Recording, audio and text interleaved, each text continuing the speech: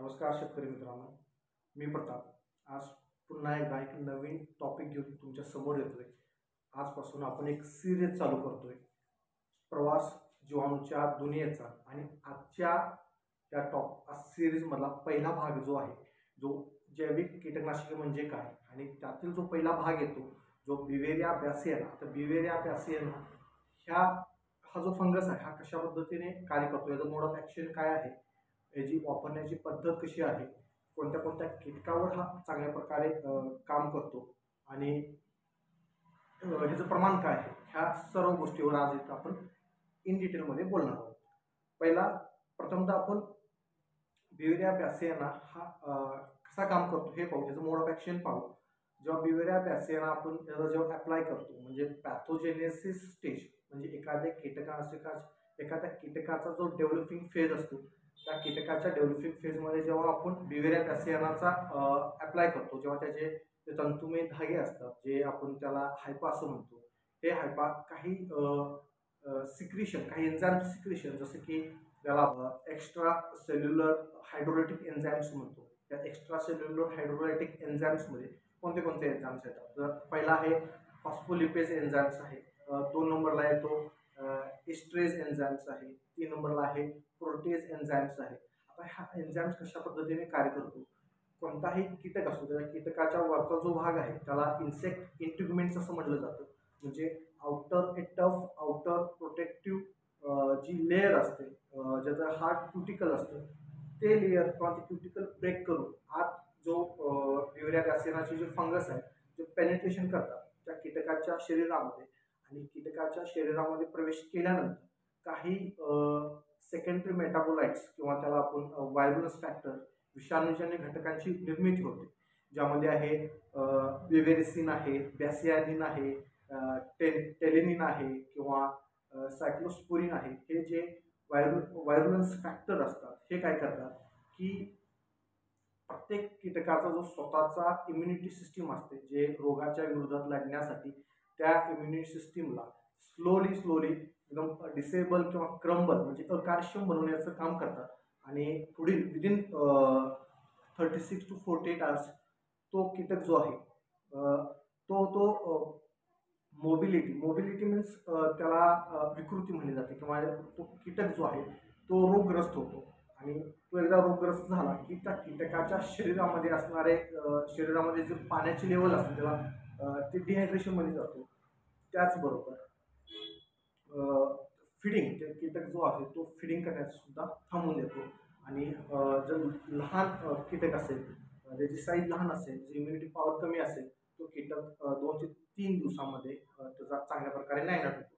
जर त्याच कीटकाची जर लार्ज साईजमधला कीटक असेल तर त्याला 5 ते 6 दिवस लागतात पूर्णपणे नायनाट होण्यासाठी. आता हा बिवेरिया बॅसियाना कोणत्या कोणत्या कीटकावर काम करतो हे तर आपण बघू. की पहिला आहे आपला व्हाईट ग्रब, ज्याला हुमणी म्हणतो, ऊसामध्ये येणारी जी हुमणी आहे. त्याचबरोबर टर्माइट्स आहेत, वाळवे आहे. त्याचबरोबर लेप्टोप्टेरम फॅमिलीमधले ऑर्डरमधले जे काही अळ्या आहेत आपल्या, म्हणजे टोबॅको कॅटरपिलर असेल, आपला आर्मी वर्म्स असतील, म्हणजे आपल्या मक्यावर येणारा लष्करी अळी असेल, आपल्या कॅबेजवरती येणारा डायमंड बॅक मॉथ असेल, त्याचबरोबर पिंक बोल वॉर्म्स असतील, म्हणजे अळीवर्गीय सर्व कीटकांना हा चांगल्या प्रकारे नायनाट करतो. त्याचबरोबर बिटल्स असतील, स्टेम बोरोमधला जो प्रौढ अवस्था असते, पिनहोल बोरोर्समधली जी प्रौढ अवस्था असते, अशा ह्या सर्व बिटलांना कोलिओप्टेरम ऑर्डरमध्ये जे सगळे बिटल्स आहेत त्यांना चांगल्या प्रकारे हा नायनाट करतो.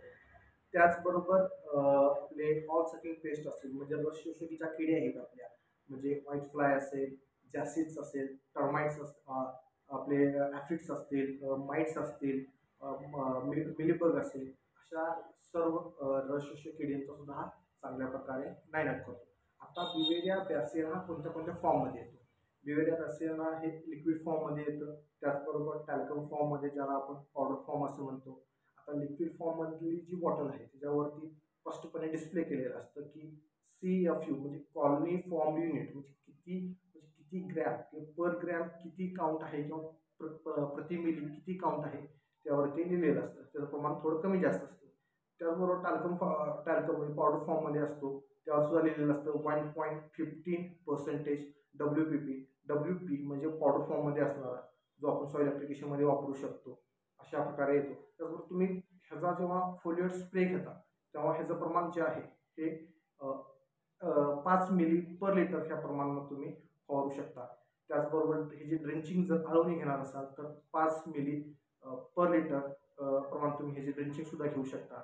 जर टॅल्कम फॉर्म मधला जो आहे पावडर फॉर्म मधला ह्याला जर आपल्याला ब्रॉडकास्टिंग मेथड म्हणजे असं फेकून द्यायचं असेल तर तुम्ही चांगलं कुजलेलं शेणखत 150 ते 200 किलो घ्यायचं आहे. त्यामध्ये किमान 1.5 ते 2 किलो तुम्ही विवेरिया बॅसियानाची जी पावडर आहे ती चांगल्या प्रकारे मिक्स करून तुम्ही ब्रॉडकास्टिंग मेथडने सुद्धा ही ह्याचा वापर करू शकता.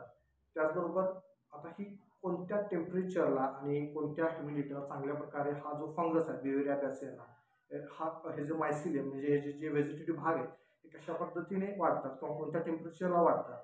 तर जर तुमचं 25 डिग्री सेल्सिअसच्या जर तापमान असेल तर चांगल्या पद्धतीने त्याचं मल्टिप्लाय होतं आणि ह्याला लागणारं जे रिलेटिव्ह ह्युमिडिटी आहे ही सुद्धा 80 ते 90च्या दरम्यान जर रिलेटिव्ह ह्युमिडिटी असेल तर चांगल्या प्रकारे ह्या फंगसची ग्रो होते.